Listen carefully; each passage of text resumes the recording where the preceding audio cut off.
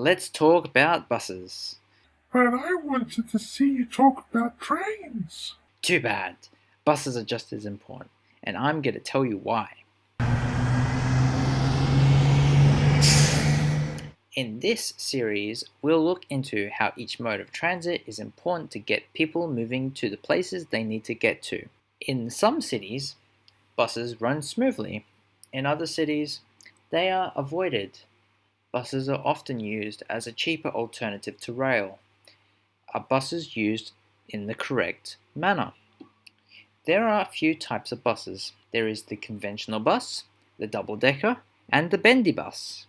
Conventional buses can be used anywhere and hold the least amount of passengers. Double-deckers are limited to avoid low bridges, take longer to board, but can hold more passengers. Bendy buses require wide corners, take up more road space, but can hold more passengers.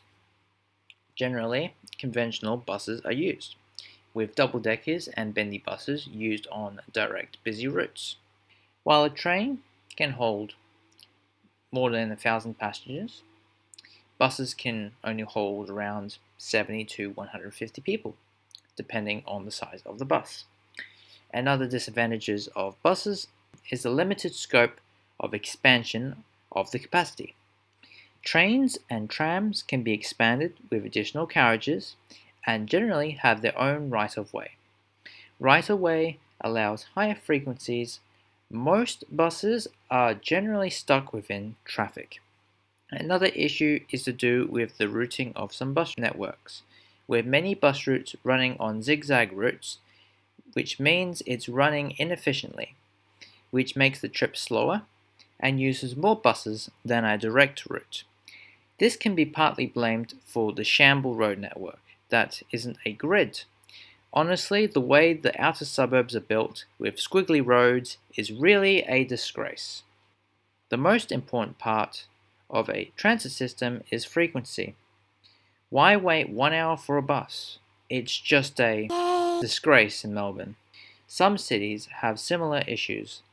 10-minute frequencies should be the norm for buses. But so many places are so behind with the lack of attention from successive governments to work together on improving the whole bus network. All cities need railways to make it easier to move around. Buses and roads can't cut replacing railways and light rail. Buses don't allow for density due to the lack of capacity it can run at. Railways can, however, allow this, but railways come at a high cost, hence why they are unable to travel around 100% of the city. Buses are generally used to fill the gaps in the transport network.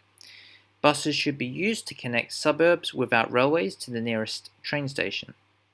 If you have a good running bus network with the suburbs and the major transit hub, you will not require these large car parks at these train hubs.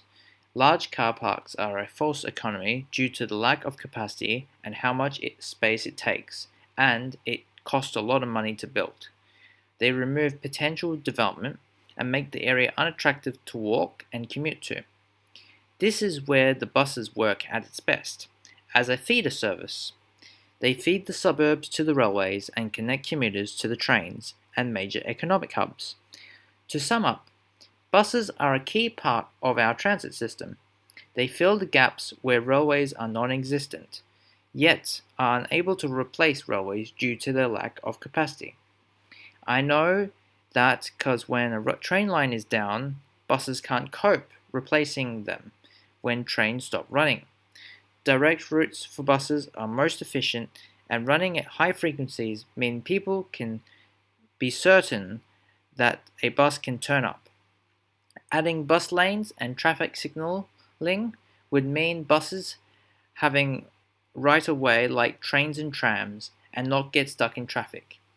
Finally, buses can replace huge wasteful car parking spaces at train stations, and more people can be transferred by buses, and less people using a car to get to the transit hub.